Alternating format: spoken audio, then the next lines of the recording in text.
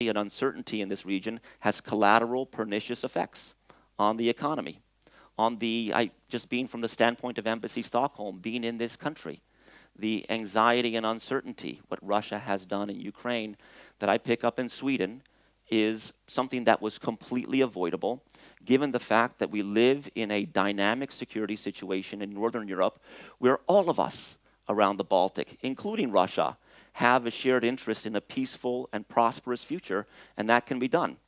Going into Ukraine the way Russia has done is no way to achieve that goal.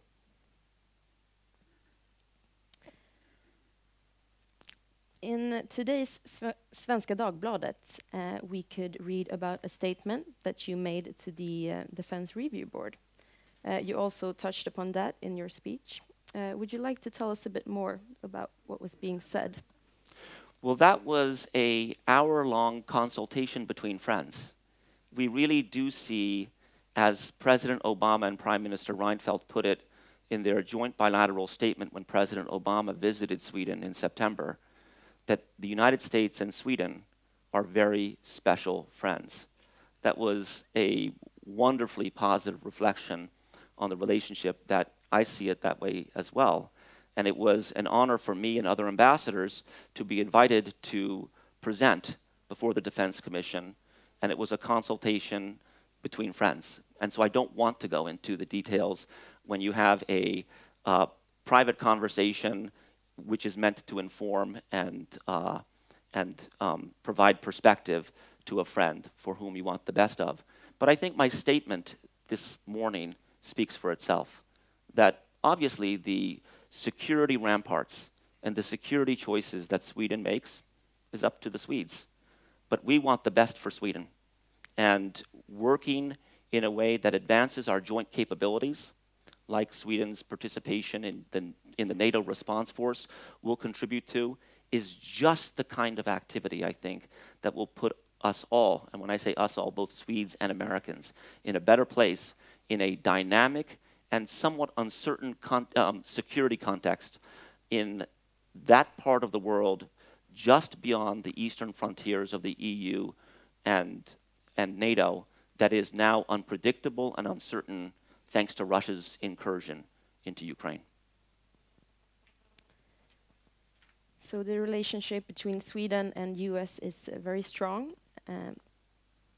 However, some have argued that the transatlantic relation, on the other hand, has taken a toll over the past decade.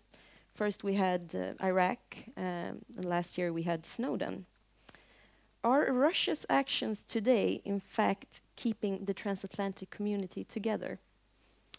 Well, I actually think that the transatlantic relationship and the US-Swedish relationship is based on very strongly held shared values.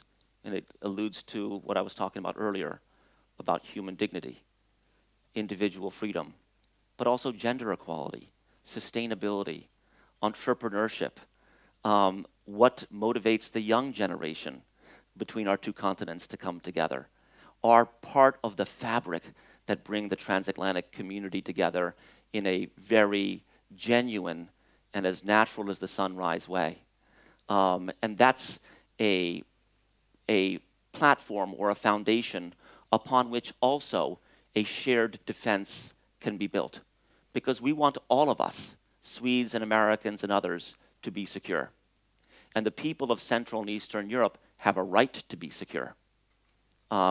They, for too long, lived in a captive circumstance and today have responsibly and with a lot of effort pursued the context in which they find themselves in, and that is finally returning to Europe. That's the great story of the first 2 decades of the post-communist era, the return to Europe of the countries that had been held from that return to Europe. It's something that we, Americans and Swedes, have a self-interest in advancing as well. And I know that we're going to. So I will round up with a final question, Okay. since I know that you're in a hurry, and I don't want to keep you here for too long. I'm happy to be here. what practical steps can be taken in order to strengthen not only the Swedish-American relation, but also the transatlantic relation in general? Well, first of all, let me start with the Swedish-American relationship, which by many assessments is in the strongest place that it's ever been.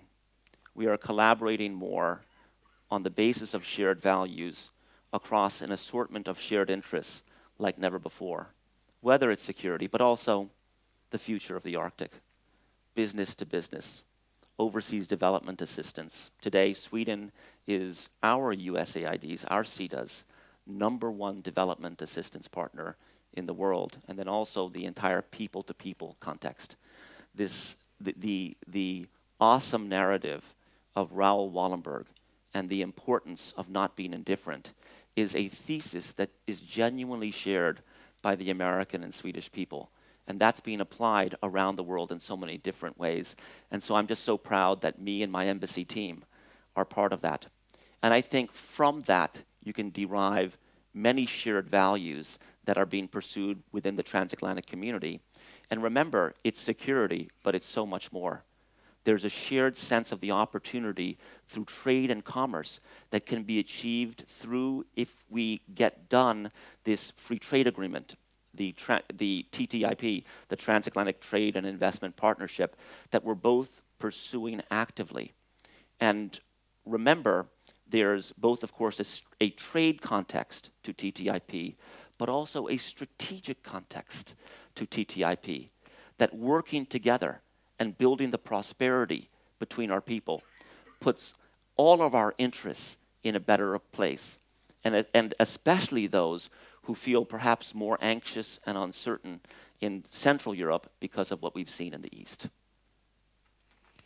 Okay, so on that positive note, I thank you, Ambassador Brzezinski, and thank you for being here today. Thank you, Katarina. Thank you. Appreciate it.